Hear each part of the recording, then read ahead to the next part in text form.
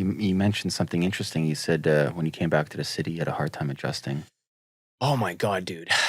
Out there when people had nothing in the Himalayas, in Ladakh, which is like the Indian Himalayas, there's little villages and they barely have anything. They live off of rice and like a little bit of mutton, which is Hmm. like their type of lamb or sheep. That's what really fucked me up. But they have nothing and they're willing to give you the skin off their backs. When you walk through their village, they welcome you in, they give you their wine. It's like they don't have that much. And there's just so much authenticity there. And when I came back here, it was culture shock for me. Not the other way around. You're familiar with Dunbar's number? 50, give or take. I've been talking about this for a while, and my thesis is in our generation, we will see an exodus of people leaving cities. I think cities, for the most part, the reason why people are in cities is because of opportunity. But I think with the advent of better transportation and more remote work, and also people being more honest with themselves, so like, is this really what I want? Cities are not conducive to mental health. What's interesting about that is like you're saying opportunity, but I think we often don't consider the opportunity cost. Yes. Right? We often see opportunity and we're like, "Ooh, opportunity, I have to take it." But there's a cost to every single opportunity that doesn't often come into the calculation.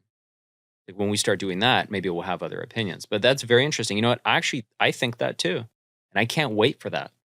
Yeah, my wife and I are looking already to go outside the city. Bro, I've been the type of guy who wants to build a freaking commune. Like literally, with good people, who are there, who have something to who are grateful, who have something to provide, like who give back. Like, for me, it was this fantasy about having like a complex amongst friends, somewhere just outside of the city where you can do some farming, like create beautiful routines, like things that are wholesome. I feel like community so is Amish 2.0. Yeah, well, exactly. With electricity and a wicked high-speed internet connection. Fiber optics. Yeah. But it's like that type of community, dude, it's missing, desperately missing. The Greeks had that. They had tiny little city-states, right? Yeah. So it worked for them, and they embodied this concept of arte. But here, living amongst millions of other people, we lack community. We don't say hello to the people in the elevator, in the condos. Like, if you do, you kind of look like you're a nut bar. I'll tell you a funny story. So I lived in Kelowna for a couple of years while my wife finished undergrad. Beautiful city in British Columbia interior. And I had a hard time adjusting at the beginning because people kept on waving, saying hello to me. I'm like, and I was like standoffish. I'm like, yo, who the fuck are you? Right. You know what I mean? I feel you. It took a while for me to adopt. I'm like, smiling. Yeah. And I felt weird. I'm like, how the fuck? Weirdo. Yeah. I'm like, how the fuck do I respond to this? Yeah, exactly. How the fuck do I respond to this? That's brilliant right there.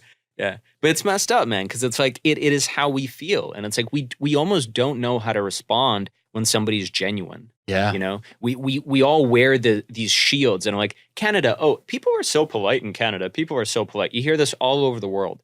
But the reality is like, yeah, people are polite here, but they can also be quite inauthentic. Like in Russia, somebody will just fucking tell you off, or they'll be like, I don't know you. Yeah. Right? To me, sometimes that's more polite because at least they're being honest. Whereas here, somebody can be polite and then the next moment, talk shit behind your back. So that's always been a cultural adjustment. But, what is it? I think part of it is the fact that, yeah, we live in these crazy cities that are so busy. We're almost like, we're on that little rat wheel, little mouse wheel. Treadmill. Yeah. Every single day. So the question is like, can you live a life in the city where you can incorporate things into your life, community, self-development, discovery, right? Like ritual, whatever those things are. Can you live a life that gets you closer to that place?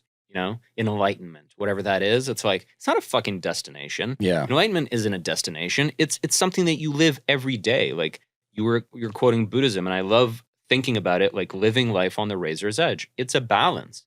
But unless you're balancing, your muscles aren't developing. You're not developing, right? It's like you go out in space, you atrophy. You don't put work into yourself, into your relationships, into your business. It's not just going to stay solid. It's going to atrophy and disintegrate.